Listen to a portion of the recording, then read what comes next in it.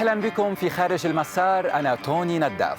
الجميع يعلم كيف تبدو أميركا، ولكنك بالتأكيد لا تعرف ما يمكن أن تجده بعيداً خارج المسار.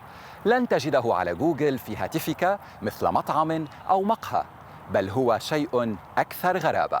وهذا ما يمنح أميركا شخصية فريدة وأحياناً كثيراً من الجنون. أنا هنا على بعد 15 دقيقة فقط من ميكي ماوس وديزني وورلد المليء بالخيال والعجائب، وسأصحبكم معي في رحلة مليئة بالمغامرة على ضفاف نهر سانت جونز الذي يمتد بطول 499 كيلومتراً في منطقة برية شاسعة تسمى أفرغليدز. هنا في مستنقعات هذا النهر يعيش الكثير من التماسيح وخراف البحر، وقد ترى النسور الصلعاء على الأشجار. ويعتبر هذا النهر عاصمة صيد الأسماك في العالم. حياة برية مليئة بالتحديات لأقوى الرجال، فما بالكم بأم وبناتها الثلاث يعيشون هنا ويعتبرون هذا المكان موطنهم. تشيلسي ويديكر صاحبة شركة باكوودز ايربوت ادفنتشرز تقود قارباً هوائياً، هي أم بالنهار وصائدة تماسيح بالليل.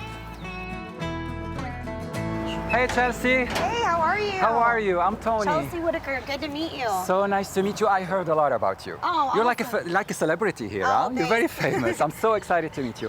So tell me, what shall we do? Where do you want me to start? You ready to go load up and ride? Yes, All let's right, do this. awesome. Let's go. Let's do this. Where are you gonna be? I'm gonna be right here, so you go hop over there so you get the best seat in the house. Okay. Hello, ladies. Say hi. How are you? Good. I'm Tony. This is my first time on an airboat. Okay? You're gonna help me, you guys? Yes, we're gonna show you everything out here. Let's do this. All right.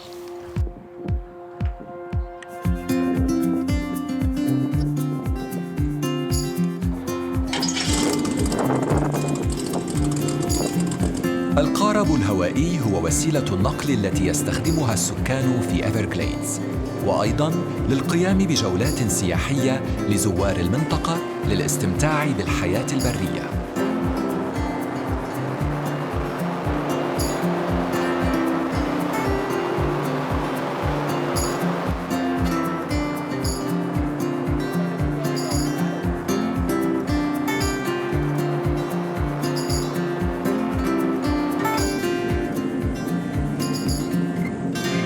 So Chelsea, tell me about this. Like, for how long you've been doing this and what brought you to this work? I've been doing this for about 10 years.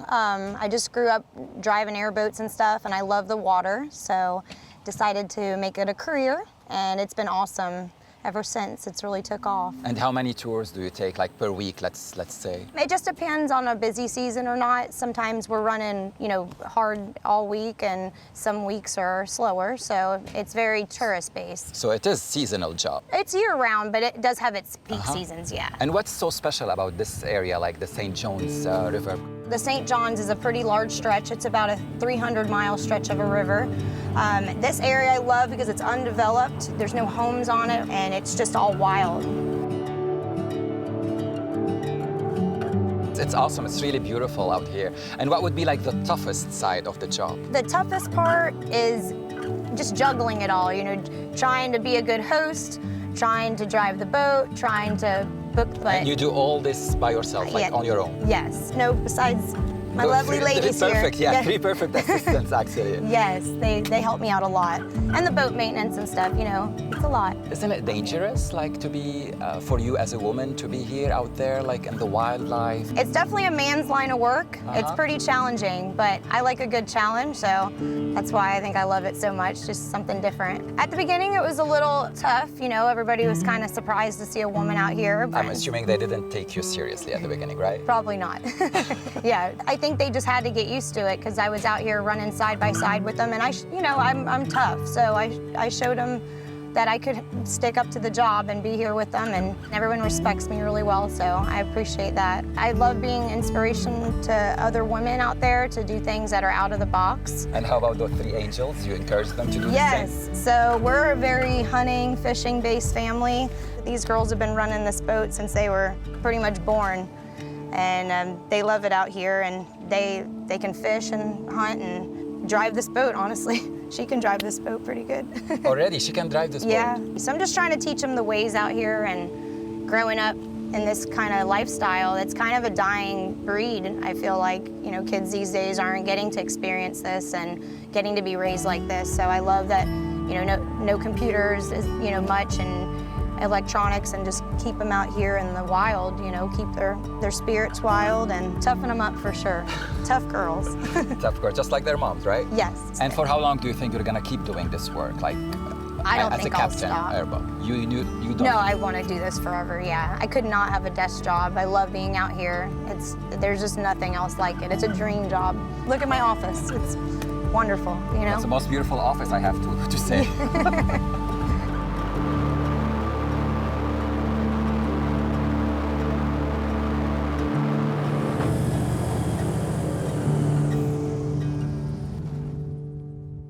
So I see a lot of cows. What's the deal here? There's a few families that own these cattle out here. There's a piece of property in here that actually touches the river, so they get the grazing rights out here. So the cows kind of get to live this like open range life. It's really awesome for them. Right now the water's really high, so they'll feed underneath this water where the grass is. There's unlimited amount of grass out here for them, so they don't have to put much feed into them. So isn't it dangerous for the cows to be here? Like, do the gators ever attack them?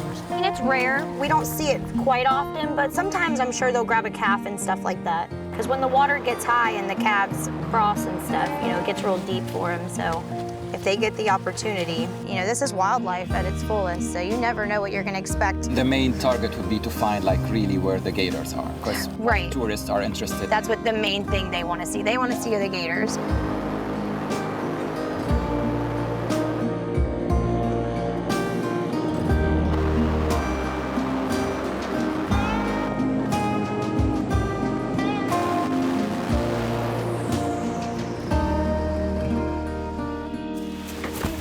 So, where are we now? So this is a really cool spot. This is called Pawpaw Mound. It's a Native American mound. We had about 33 different tribes of Native American Indians that thrived out here on the river. And this is a man-made island. They actually built this by hand. Oh, wow. Yeah, this was a trading post for them. So they would build these every few miles for them to do their trading on, and they would travel by canoe to each one. So we find like a lot of cool relics out here, tons of pottery, arrowheads, and things that we know came from them. This might have been the side of a bowl or a cup, you know, like see the curvature in it? Yeah. Might have been a piece of something that they used for drinking or cooking. So from what I've learned, the Indians they would get sick. They wouldn't really know how to dispose of the pottery. They would use it for too long, and it was killing a lot of them, the bacteria that they were having in it. So they started to crush it every year. And when they would crush it, it would help them to know they needed to make new. Uh-huh. And these crushed pieces, they help build up the mound. So it's really easy to find them. Yeah, there's tons of crushed pottery in here. So do we see wild animals here on this island? So honestly, I don't see many gators at all. I don't know why they don't come up here. But they're just right there in the water. Yeah, they're right there, but I've never really seen them up here. And this is one of the driest spots on the river. You know, the Indians knew what they were doing. They built this thing high and dry, so they were out of the water. Because you can see, I mean, it floods really bad out here. So they protected themselves to build it pretty high. One thing I do see a lot out here on is the hogs. Hogs? The wild hogs love this island. How come? I think it has a lot to do with the fruit trees that are on here. Got a lot of wild oranges, our natives, and the hogs love to tear them up when they hit the ground. So Lexi, when you're here, like over the weekends with your friends, what do you do? Like, We swim out all through the river and stuff. you swim. Yes. You swim in the river, and you're not afraid from the gators. No, we're pretty used to them now. We just have some spots are better to swim at than others. There's How do you know? just by time and going to the same places over and over and just getting used to the amount of gators or population that's there. Over time, you just get used to them. So what's the closest experience you've witnessed, like with a gator? I was pretty little when this happened. We caught a gator and we killed it, and you know, because that's what we do, we hunt the gators. It was 13 and a half foot long. Wow. So yeah, that was the first gator I encountered. How old were you? About 3 years old. 3 years old. Yeah. More around that time, yeah. What about you, Mom? Were you scared about her? Gotta Like- raise them young doing this kind of stuff. I mean, she's been out here airboating since she's probably 3 months old, and that's just how I like to raise my kids. It's just a really awesome experience for the girls to get to grow up like this. We don't sit at home on computers and iPads. We're always outside. They've got four-wheelers and horses, and we take it outdoors. Here are the orange trees, right? Are they edible? Like it's Yes. safe to eat? Yeah. Have you tried them before? Yes, we every time we come out here, we just try them and. Let's try now. What do you think? Yeah, grab this one. Yeah. Not really ripe yet, but These oranges are they're Florida sours, so they're naturally unsweet. So they're sour. Yes, you're gonna try it? I'm gonna try it, yeah. Even if it's sour, I'll see how sour. yeah, exactly. Let me see. هذا البرتقال مر جدا ولكنه صحي. على أمل أن يكون صحي.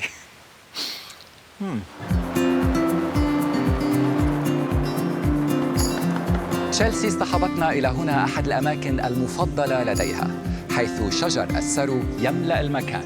تستطيع التأمل بهدوء والاستمتاع بجمال الطبيعة.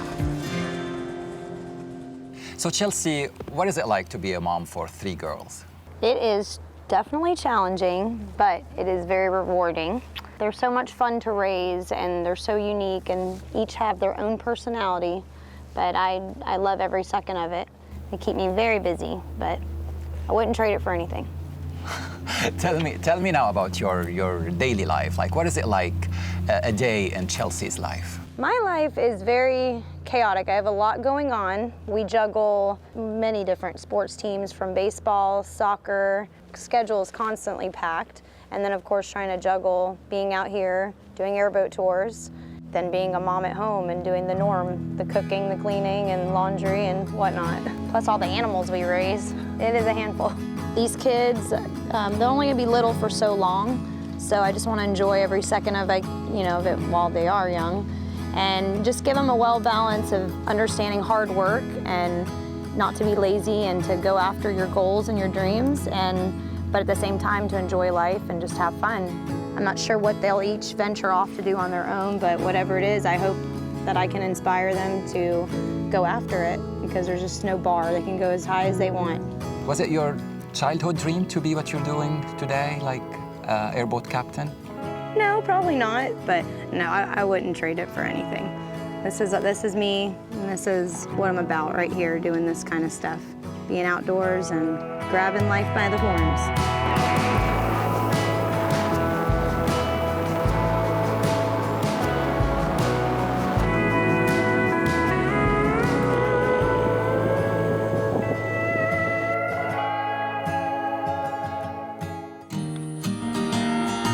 تعتقدون أنكم عرفتم كل شيء عن تشيلسي؟ هناك الكثير لم تعرفونه بعد عن حياتها غير العادية. So Chelsea, how many cows do you have here? We have about 10 here. Just our little small family. Do they have cows. names? We do name them some, don't we? Yeah. We try not to name them because we don't keep all of them. Yeah, So, but yeah. why do you have cows here in this farm? So for one, we like to raise cows for the 4-H and stuff for the girls to show at the fair. And then also we eat them as well. Something we can have some organic meat for our family. And does it take a lot of time from you, like to work? Yeah, it's definitely like winters can be hard sometimes. And then when you have your calving season, you just need to spend a lot of time with them. So it can be a little time consuming, but the girls and I love doing it. Who has a favorite? Which one? This is my cow, and this is my cow. This one? That's Buttercup, and I haven't named him. Oh, okay. But that's Buttercup, the yellow one. The yellow one here? These ones are a little more gentle. I'm gonna feed him, yeah. Buttercup. He's not answering. You try to feed these over here, maybe. Here. On this side. Come. You don't want me to feed you, please? Anyone? Food? I'm nice, I'm Tony. Please. Would you take this from me? No chance. Okay, I'm done. No one wants to take anything from me. Chelsea, here we are in your house, and we really feel welcomed, actually. And we had a great day with you guys. So glad. And we hope that you'll come back out and come hang out. I would love that, really. We had a great time with you girls. You know, it's our goodbye now. Glad to have you. Thank you. We're gonna see you again. Yes. We're gonna see you one more time. Okay, I'm very happy I made 3 new friends here in Florida. I guess time to say goodbye. Yes. Goodbye. Goodbye. Thank you. I'll Not see forever, you. but I know. I thank see you you, for Chelsea. coming. Thank you. I'm gonna let you enjoy your donuts, and hopefully we'll see you again. Okay. Thank you so much. Ciao, ciao. Bye. Bye. الآن وقت كابتن ديف سميث الذي سيصحبنا في جولة بمزرعة لتربية التماسيح بعد جمع بيض الإناث من البرية. هذه المزرعة تحتوي على 222 بركة لأغراض التربية. دعونا نقترب من التفاصيل.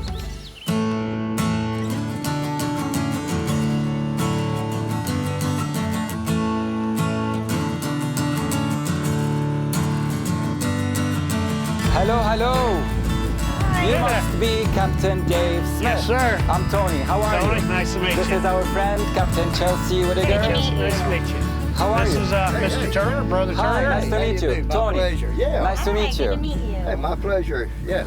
Well, this is my first time on an alligator farm. I don't know about you, Chelsea. I've been to a few, but man, this is really cool outdoors like this. We could definitely use a tour if you have time, you guys do. Absolutely. Okay, let's do this then.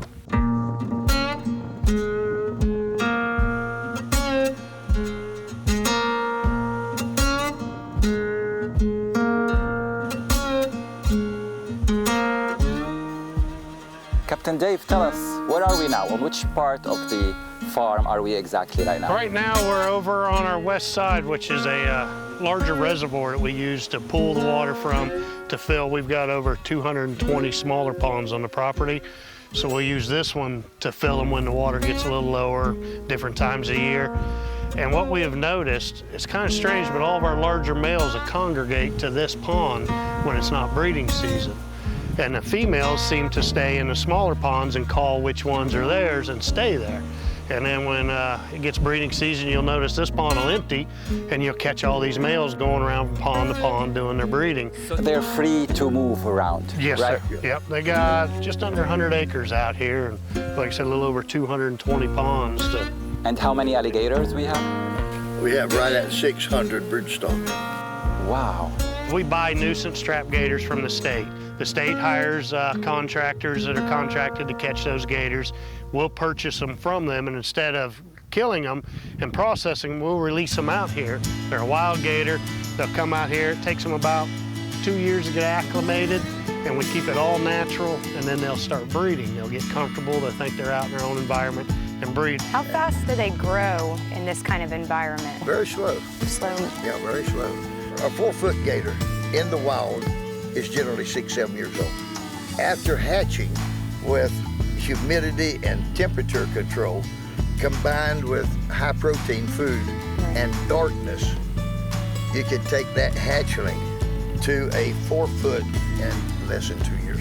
Wow. What do they eat? Like once after hatching? We start them Yeah. immediately on food. What kind of food? A high protein, High protein. pelletized food. We let the same person feed over and over so they get used to that person. So you work on this relation between the person who's feeding them and the baby Oh, alligators. yes. Don't be mistaken, they're not a pet. And I don't mean they're Yeah, gonna like you, yeah. that you can reach in and grab them, Yeah. but they know what he's there for. Yeah, because Chelsea, you mentioned you've been to different kind of like alligator farms, right? I've been to a lot of indoor where they actually raise them indoor, and like he was saying, with the heat control and all that stuff, you know, they can grow them a lot faster. But I think this is so cool because these gators, you know, really get to live like their natural state. I really like this way. And we do conservation out here. Like I'll bring somebody out for more of a budget hunt and try to eliminate some of the larger males that start getting out of control, or a female that's getting too large and not producing. She'll start killing other females, so we'll try to get her out of here. You can tell when we say one of them needs to go. Definitely. From here, let's go back up to the headquarters, and then we'll actually start showing you some little gators. That would be great. Let's do this.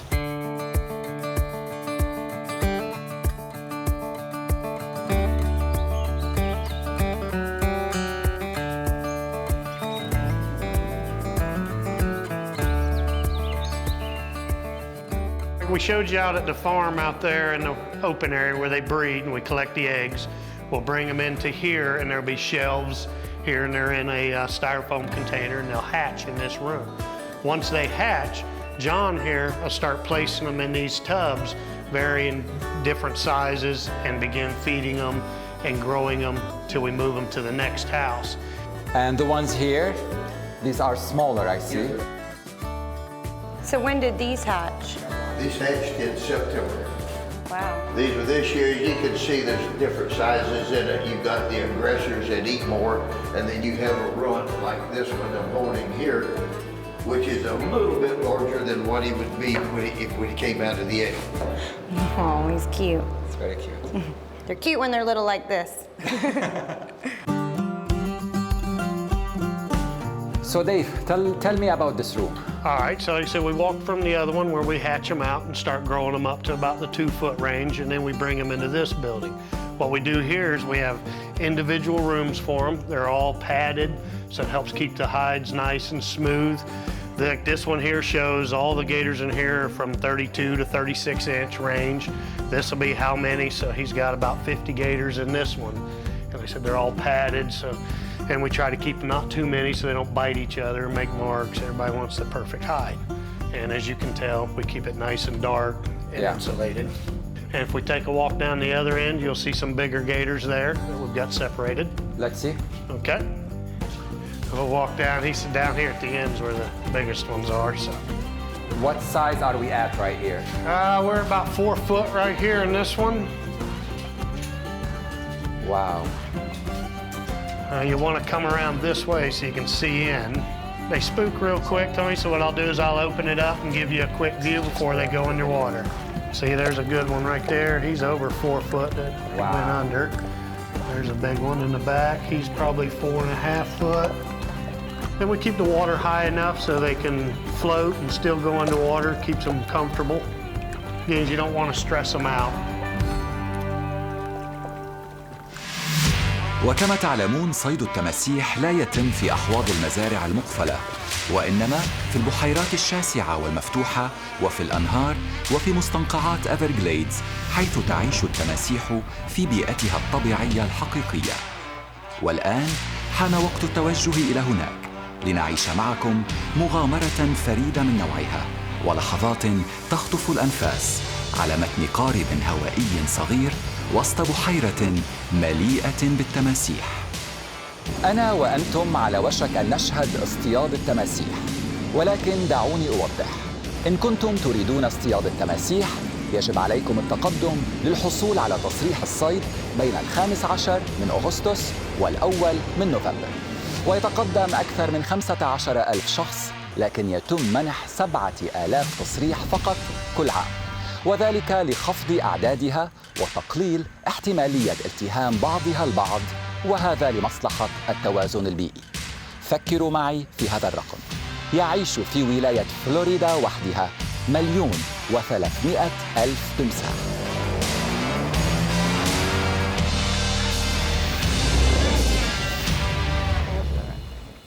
Perfect. Give it. Perfect, perfect. Got him? Yeah. Good job. Hang on to him, he's a big gator. Wow. That's how you do it. Big gator. This is how we do it. All right, now we saw this gator from about 500-600 yards away. It was hard to tell, but I would guesstimate him over 10 foot. Wow. It was a little choppy, so I couldn't get a good look at him. I think he's a good gator. Most of the time, a big gator, they don't have the endurance to keep running and running. They'll go lock up and try to get safety. So is he driving us now? We're following him? Yeah, he's pulled us all around. Wow. Oh, you still got him? He's rolling. Ooh, there he goes. Oh, I got him by the head. Yes. He's a big gator. Yeah, There you go. a big gator. Wow. That's an easy. Did he surrender? He's trying. That's a really big one. That's a really big gator. We're gonna need a bigger boat. Are we? Well, the boat's only 18. He's at least 11, so that's pretty close.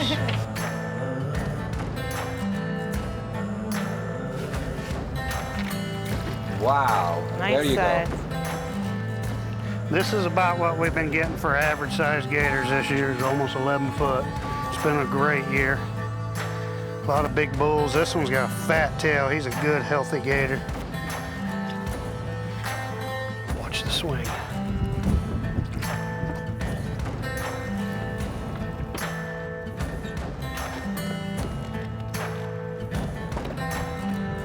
Wow. He's rolling finally. That helps. When he's rolling, it helps. Yeah, 'cause he's getting that line off of him and he had all wrapped around him. Big giant mouth. Hello. Perfect. Okay, let him go, Brian. All right. All right, now it's gonna get hairy. Now. Now it's gonna get hairy. Woo! Wow. Wow. Woo! He's still fighting, aggressive one. Oh, yeah. Wow.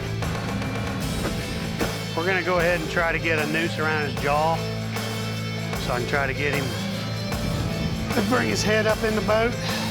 Some bitch about got my leg earlier.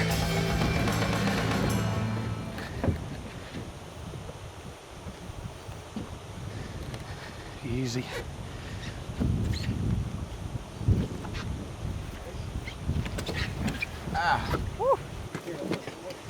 Yep. All right, make him safe. Yes. So tell me about it. Like, what do we know? Like, size, age? What? This one here is about 11 foot. He's got pretty fat teeth. I'd guess maybe 50. 50. We're talking 50 years old. 50 years old.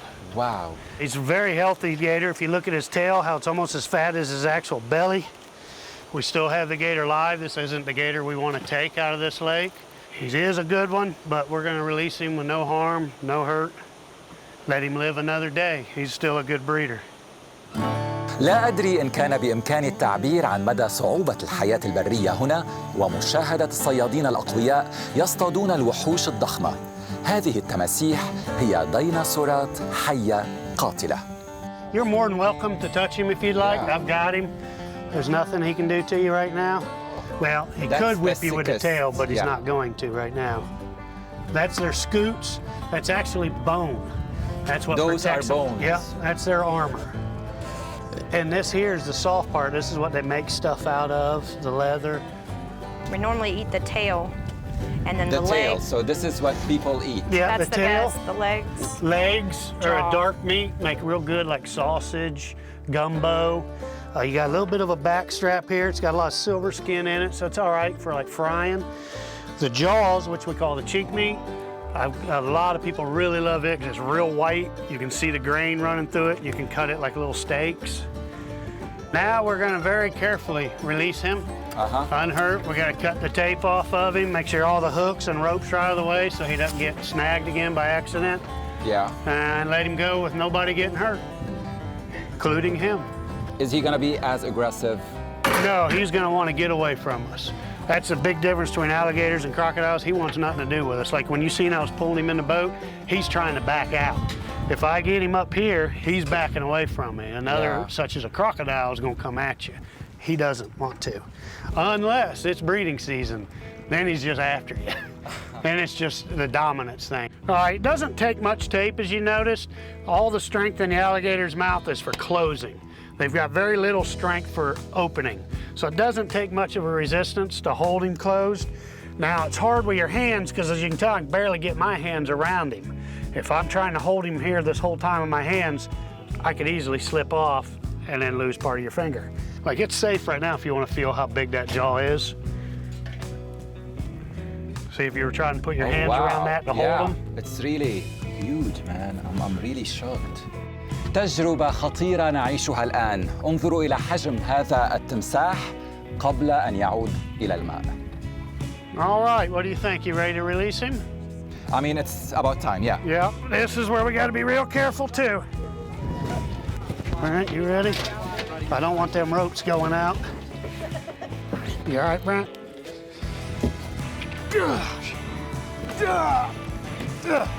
Don't let him take me. You okay? Good job. Perfect. Now, easy. Let this a little loose. He should spin it all back out. And there he goes.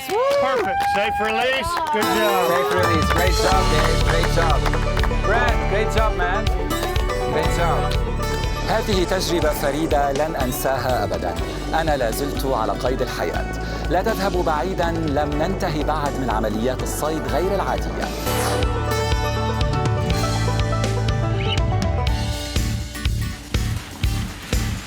أخيراً أنا على وشك الوصول إلى منزل رجل البرية داستي كرام. نحن الآن على بعد أقل من ساعتين من طريق مدينة ميامي السريع، حيث ينتهي الطريق المعبد حرفياً وتبدأ الحياة البرية المفتوحة. وتسمى هذه المنطقة Everglades أو Glades. منطقة غير مضيافة تماماً، البعوض والتماسيح والثعابين في كل مكان، ولا يوجد سوى 3 طرق تقطع هذه البرية من الشرق إلى الغرب. وحول هذه الطرق السريعة تنتمي الطبيعة إلى الحياة البرية، وقليل من الشجعان يسعون إلى الحفاظ عليها. داستي كرام أو رجل البرية هو واحد منهم. وها هو ينتظرني في الخارج. Dusty Wildman Crumb. That's right, baby. Finally, we made it. It's a little muddy out here. Yeah, I mean, Good thing you got that four-wheel drive. how are you? Good. Tony. Tony, So nice to meet you. What's this place? This is my little camp I got going on right here. Wow. This is right in the center of the python invasion. This is a new python hotspot right here, the western big cypress. And so I had to find a spot to be right here in the middle of the action. It is beautiful. It is really off the beaten path. That's right, yeah, it is. It's Really? kind of hard to find. I'm surprised you found it. Well, let me show you around.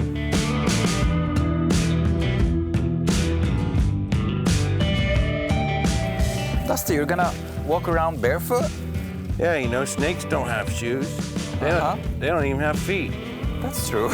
So that's why you don't wear your shoes, nothing on all the time? Yeah, I feel like I can kind of connect with the earth and what nature's telling me. That's nice. And what do we have here in this? This part? is just a nice little pond. There's a lot of fish in here, some alligators, some peacock bass in there. Good little fishing hole. Good little swimming hole, too, is where I take a bath. Yeah. Yeah, man, it's nice. It's nice and good, clean water out here in the Everglades. You can drink that stuff. And it's very calm again, just like you said. We got deer coming up here every morning. Panthers, you know, Wow. seen a few. And those cats right there, they're eating a lot of deer, those cats are. They got to eat about a deer a week. Like a really active wildlife population. Right. And we're trying to keep it that way. So let me show you some more over here.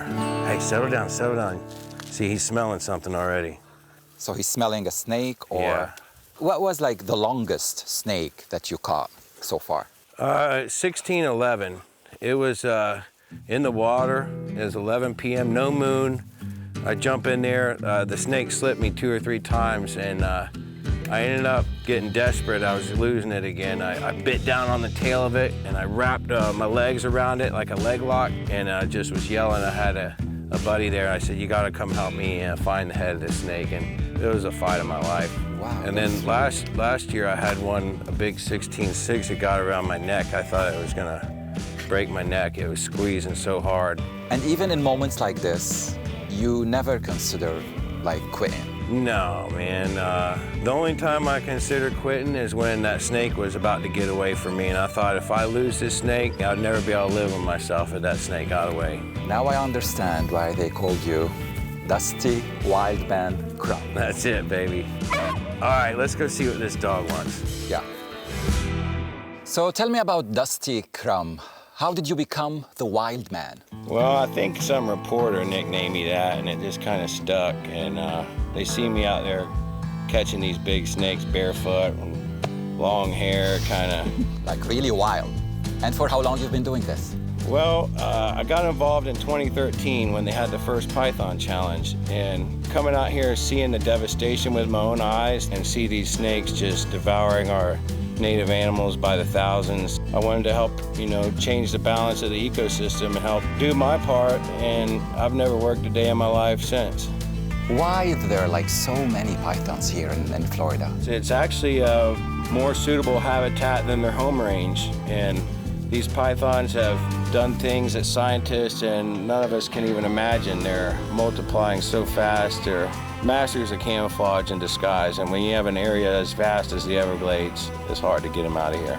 But where do they come from? From what I learned, they're not indigenous to Florida. Right, they're originally from Southeast Asia, and they're threatened due to poachers in their homeland. So it's kind of a sad thing to where in their homeland their species is declining, and here where they're invasive, they're thriving. And why are they considered as a threat to the ecosystem? Well, there's 99% loss of mammals in the Everglades National Park. So there's no more squirrels, no more rabbits, no more raccoons. This takes food away from natural predators such as the Florida panther and such too, which it's a domino effect that you'd never believe. In this case, do you consider yourself as a conservationist? I'm more like a eco-warrior, environmental warrior. We hunt all year long. Sometimes they're better than others during the season. Right now with the water up like this, the big snakes are traveling. They can travel a lot easier in the water than they can on land. They also know winter's coming, which they're trying to eat and pack on the pounds as much as they can before winter. Because right after winter is when they're gonna be breeding, and you won't see that snake again for months. It's gonna sitting on eggs, it's not gonna come out to eat. So the big ones will concentrate right now this time of year on eating. And we got a good chance of catching big snakes this time of year. And in the summer, the warm months, we do it at night. And in the winter, if we get a cold morning, we can do morning hunts. Why so? The snakes are cold-blooded, so they have to regulate their body temperature. And if it's cold, they're gonna come out to the sunlight to get some of that sun and heat their body up.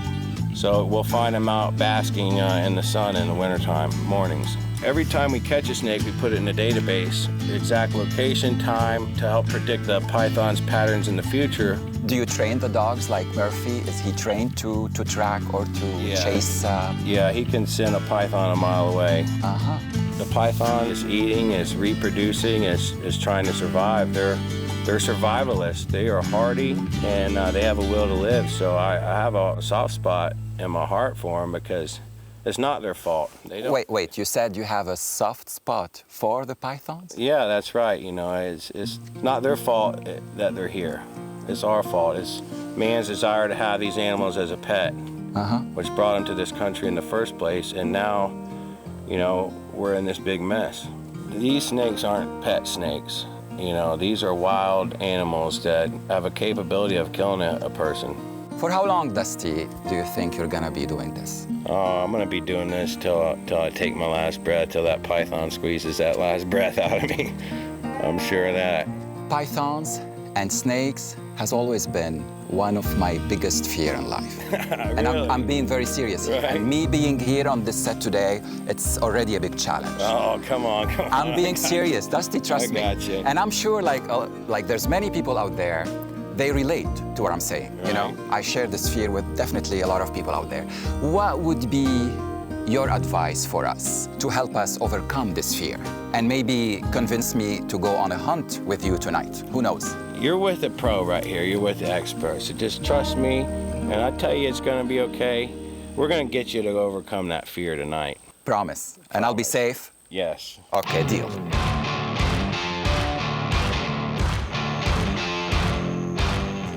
Let me show you the other side of my business. Sure.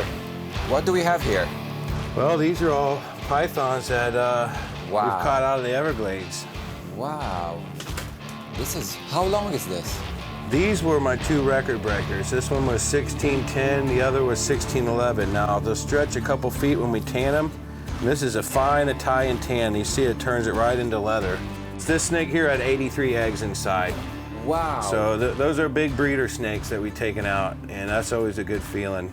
So we utilize every piece of the snake. We don't let anything go to waste. So we use the hides to make leather products. We use the meat, the fat we make snake oil out of. This is a lot of healing properties in this. It's traditional medicine. Interesting. And then we make, you know, bracelets, belts, anything you can think of. Boots. Wallets, I see here. Yeah, and it's really an elegant pattern. And what this does is it helps spread our message. When people see a python accessory and, you know, they ask questions, well, that's beautiful, where'd you get that? Well, this is from the Everglades. It's an invasive species, so they get to tell the story of the Everglades, and it kind of keeps our message going. It's a conversation piece. That's nice, yeah. Well, it's about getting that time. It's getting dark. So, do you think we're ready? Yeah, we're just about ready. Okay. How are you feeling about it? I mean, now I feel really comfortable after we talked, and I feel like really I'm ready to explore this world, really. It's beautiful. You're gonna have the time of your life. I hope so. Let's do it, buddy. Let's do it. Yeah. المكان هنا جيد بالنهار، ولكن مع غروب الشمس تبدو إيفرغليدز شاقة ومخيفة. صيد الوحوش البرية هو نشاط ليلي. Hey, Bobby, you ready? Yo. This is Bobby. Nice to meet you, Bobby. Nice to meet you. Bobby's my hunting partner, so he's gonna help us out. Some extra set of eyes and ears out here. Awesome. So just stay tight. You know, there's some danger out here. There's alligators, there's venomous snakes, there's cottonmouths, rattlesnakes. Be in tune with nature is all I can say, and let your senses take over. Okay. Stay close to me, and I'd stay close to you. we'll be all good. They blend in so well. You just gotta really look for the shine of the skin. Uh-huh. Yeah, you hear them creaking real slow through the water. If it's moving fast, it's normally like an alligator or a bird. Yeah. I thought I heard something creaking through slow right there. Sometimes you just gotta stop and listen.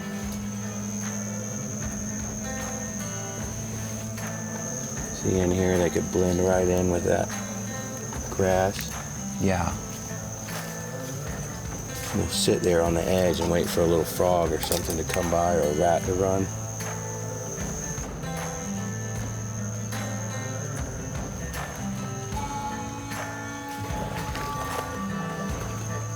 Sometimes they're in the water.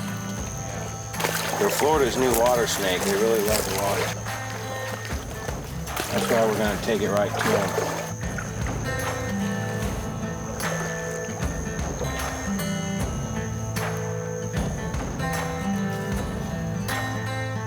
Hang on, listen. Did you hear that? Murphy smells something. Hey, Bobby. Yeah. I think I want to have you cut through this way right here. This is right where I found that big shed the other day. That snake might be in the middle. We're going to go around this way, and we'll meet you on the other side. You want me that way? Yeah. Stay within earshot.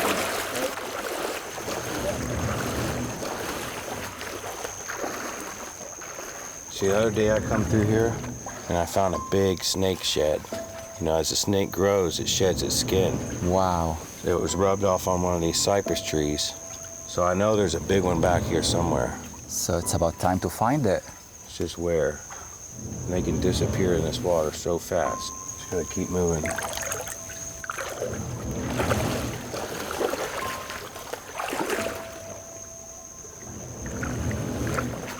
Did you hear anything? Well, did you hear something?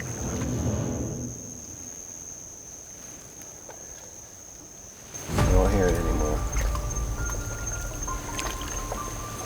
I think it's just the wind.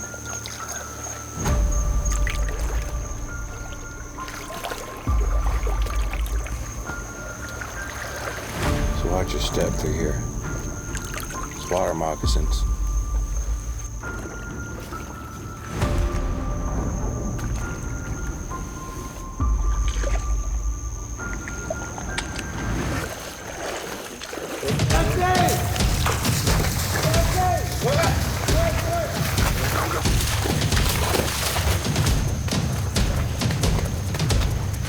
The big one. Tony, come on. Wow. Wow, that's a huge one. Come on, Tony. I'm here, Dusty. I need your help on this one. It's a big one. Don't let him He's trying to get away. He's trying to get away. Here, Tony, hold this light. Come on, Tony. Okay. You hold this light. Give it to me. Back. Come around here. Come on. Here, hold his tail. I'll get his head. Come on, Tony. Pull him back. Pull him back, Bobby. You're sitting out deep. I got some. I got it. Yeah. Wow. Dusty. Woo! You made it. Oh my God, that's a huge one. That's a big one, huh, Tony? That's a real big one. Wow. Look how fat that thing is, bud. That thing's been eating good. How long, Dusty, is it? This snake right here has got to be 13, 14 feet. Wow. This is one of those big females I was telling you about. This snake right here could lay 100 eggs this coming breeding season. It looks like a really fat one. Wow. Sucker's been eating good, huh? That's impressive, Dusty. Bobby, how'd you spot the thing? I just saw its head. The water's crystal clear until you stomp through it. You can see the body, and it shimmers when you hit it with the light. I saw the head popping up because nothing else looks like a python head popping up, especially that size. That's as big as your hand. That thing was up, his mouth open. Please tell me you got a bag. Yes. Ah, you're the man. I got a freshie. Open it up. Here, Tony, help us bag this sucker. Hold one end of this bag with Bobby. Oh, man. That's a big one. Let's go down low.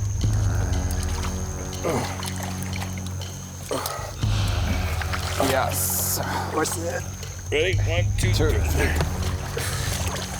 Yes. Yeah, baby. Oh my God. That's how we do it. I told you, man, we just gotta keep looking and keep looking. That's impressive, and it's a huge one. I mean, for you, it's a lucky night, I think. Yeah, for me, getting this big snake, this big breeder snake out of the Everglades, it's priceless, man. This is a night to remember. That's great, and it's a night to remember for me too. Trust me, it's like unbelievable what I just witnessed. Really. Good eye, Bobby. Wow. Good eye. And that's now, why it's good to hunt in pairs. Yeah. Cover more ground, and you get a big snake like that, you need help. That's how you do it. Best team. Great job, Bobby. What a night! What a night! Amazing, amazing, amazing, guys. Woo! Woo! Yeah. That's good, baby. Wow.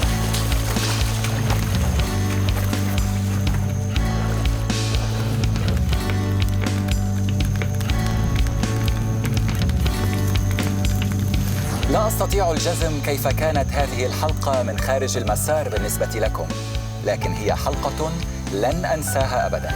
إن تجربة أفرغليدز البرية في فلوريدا وحياتها البرية الخطيرة والجميلة وشعبها القوي كانت مذهلة.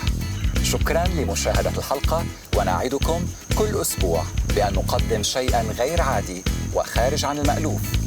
أميركا بلد كبير، وأحياناً تكون التجارب خارج المسار. حصلت على سن من أسنان التمساح أثناء عملية الصيد. Dave, tell me about this. Well, when we were pulling the gator up, he actually bit part of the boat and bit the aluminum handrail here. See the marks he made in it. When he did, his tooth chipped off, and their teeth will grow back, so it didn't hurt him by any means, but there's a good little chunk for you as a souvenir. I'm taking it home. Yes, absolutely. Yeah, thank you, man.